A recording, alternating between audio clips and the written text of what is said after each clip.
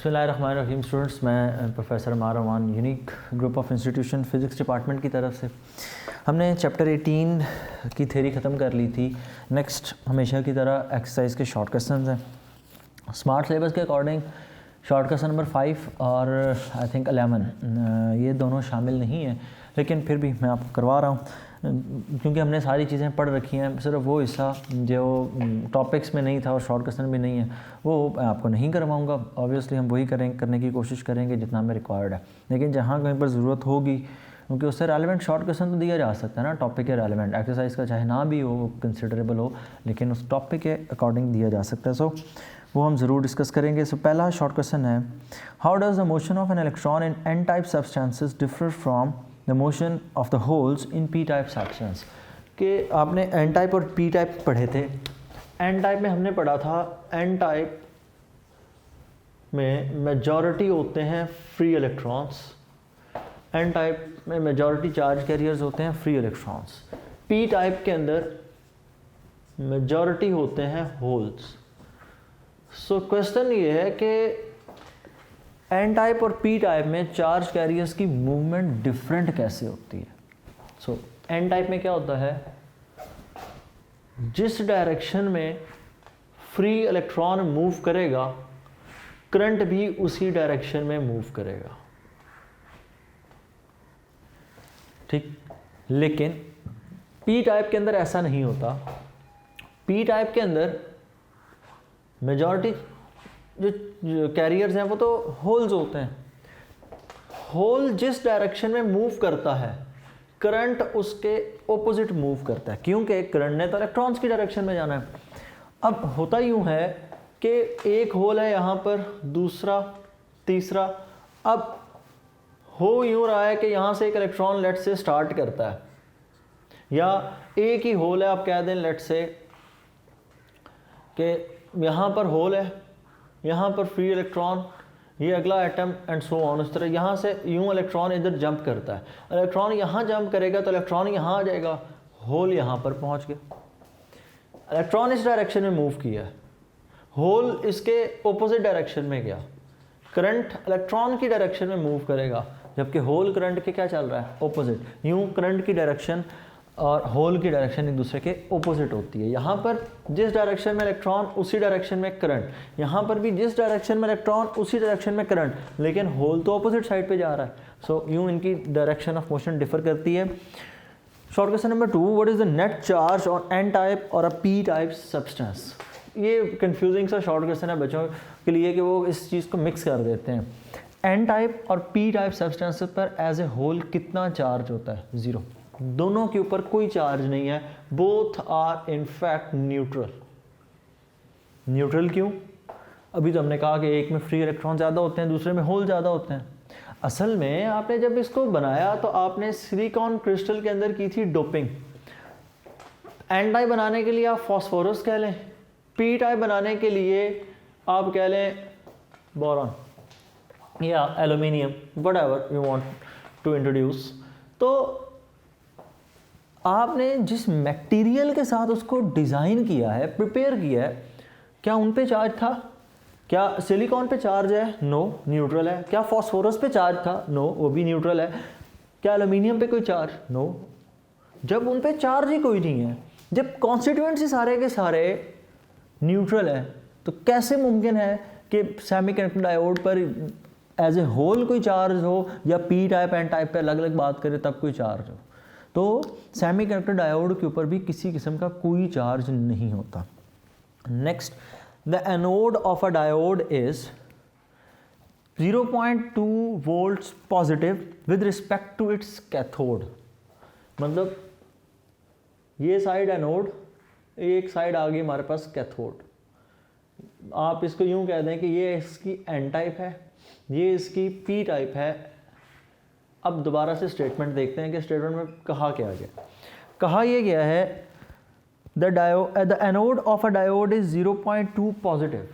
P type के ऊपर 0.2 है, पॉजिटिव साइड पर ही लगा होगा, और एन टाइप के ऊपर वैल्यू इसके मुकाबले में वो पॉजिटिव है, तो इसकी वैल्यू इन अ सेंस कितनी होगी, 0 होगी।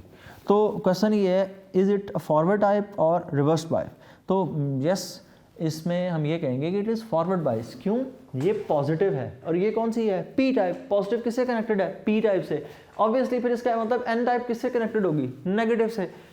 एन नेगेटिव से कनेक्टेड हो, पी पॉजिटिव से कनेक्टेड हो, इसका मतलब ये होता है ये बाइसिंग कौन सी होगी? It is forward biasing. Next, why charge carriers are not present in depletion region. Depletion region के अंदर चार्ज कैरियर्स क्यों नहीं मौजूद होते? उसके अंदर यूं है, डिप्लीशन रीजन में हमने ये पढ़ा था कि जब एन टाइप और पी टाइप को हम आपस में ज्वाइन करते हैं तो चार्ज कैरियर्स एन और पी के मिक्स हो जाते हैं और दरमियान में एक ऐसा रीजन बन जाता है जहाँ पर चार्ज कैरियर्स होते ही नहीं। अब जब चार्ज कैरियर्स यहाँ पर नहीं होते, क्यों नहीं होते? क्योंकि यहाँ ये एन टाइप है, ये पी टाइप है, तो एन से इलेक्ट्रॉन इधर मूव कर जाएंगे और आकर इन होल्स को सबको फिल कर देंगे। तो जब ये सारे इलेक्ट्रॉन्स और होल्स फिल हो जाएंगे तो इसका मतलब चार्ज कैरियर्स तो ना हुए, सारे का सारा एरिया एज ए होल क्या हो जाएगा? न्यूट्रल।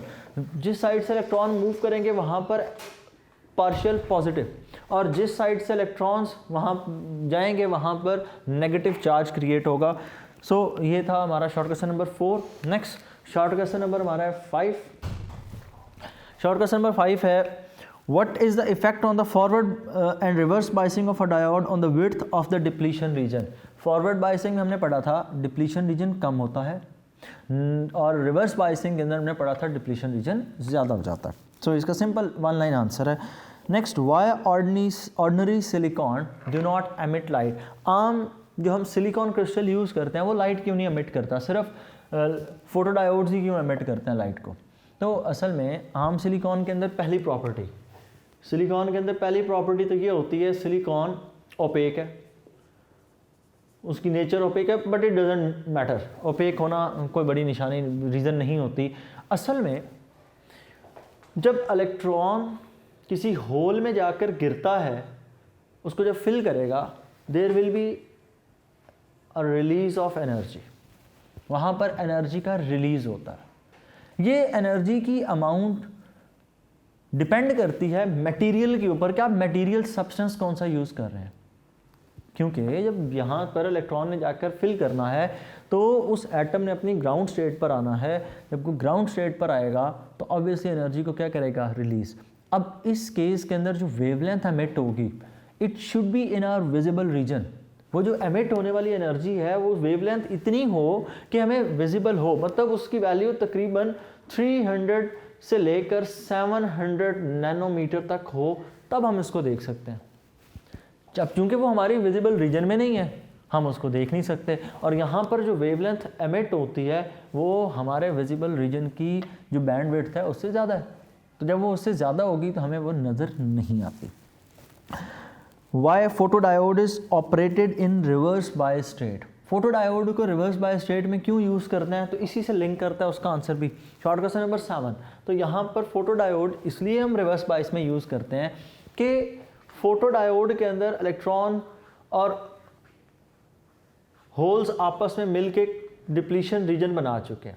फोटोडायोड पे जब लाइट इंसिडेंट होती है तो वो इन बॉन्ड्स को ब्रेक करती है।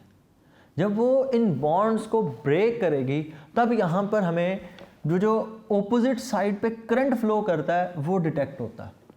तो वो जो ऑपोजिट साइड पर करंट डिटेक्ट होता है उससे हमें पता लग जाता है।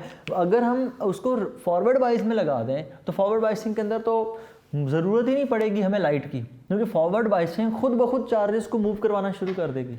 वो डिप्लीशन रीजन तो हमने अभी पढ़ा शॉर्ट क्वेश्चन नंबर 5 में कि डिप्लीशन रीजन तो फॉरवर्ड बाइसिंग में कम हो जाता है। तो रिवर्स बाइसिंग में इस तरह लगाते हैं कि आप रिवर्स बाइसिंग के अंदर डिप्लीशन रीजन ज़्यादा होता है। जब लाइट इंसिडेंट होगी तो लाइट उस डिप्लीशन रीजन को कम कर देती है, इसलिए हम रिवर्स बाइसिंग के अंदर फोटोडायोड को यूज़ करते हैं। Next short question number 8। Why is the base current in a transistor very small. Transistor के अंदर बेस करंट छोटा क्यों होता है, कम क्यों होता है? तो इसकी रीज़न ये है कि अगर आप ट्रांजिस्टर की कंस्ट्रक्शन देखें तो उसकी कंस्ट्रक्शन में हमने ये कहा था कि सबसे जो छोटा साइज़ होता है वो बेस का होता है, एक साइड पर एमिटर और दूसरी साइड पर कलेक्टर। कलेक्टर का साइज़ सबसे ज़्यादा, और बेस का साइज़ कम। अब बेस का साइज़ कम है तो चार्ज कैरियर्स भी क्या होंगे, कम, और वैसे ही उसके अंदर जो डोपिंग होती है वो कम होती है एज़ कम्पेयर टू एमिटर। तो चूंकि उसका साइज़ बहुत कम है जिसके अंदर चार्ज कैरियर्स कम है, तो इस वजह से इसका जो बेस करंट होगा वो भी क्या होगा, कम होगा। ठीक है, सबसे ज़्यादा ऑब्वियसली एमिटर होता है। क्यों? एमिटर के पास डोपिंग रेशियो सबसे ज़्यादा है। जब डोपिंग रेशियो ज़्यादा है, चार्ज कैरियर्स की अमाउंट ज़्यादा है, करंट भी ऑटोमेटिकली ज़्यादा होगा। What is the biasing requirement for the junction of a transistor for its normal operation? Explain how these requirements are met in a common emitter amplifier. कि आपने बताना ये है कि ट्रांजिस्टर को हम किस तरह से बाइस करते हैं। पहली चीज़, बाइस उसको करने के लिए हम कितनी बैटरीज यूज़ करते हैं, 2। एक हम बैटरी यूज़ करते हैं प्लस VCC और दूसरी हम कौन सी यूज़ करते हैं, VBB। 2 बैटरीज यूज़ होती हैं और हमने इस पे जो कंडीशन रखी थी वो ये थी कि VCC should be greater than VBB।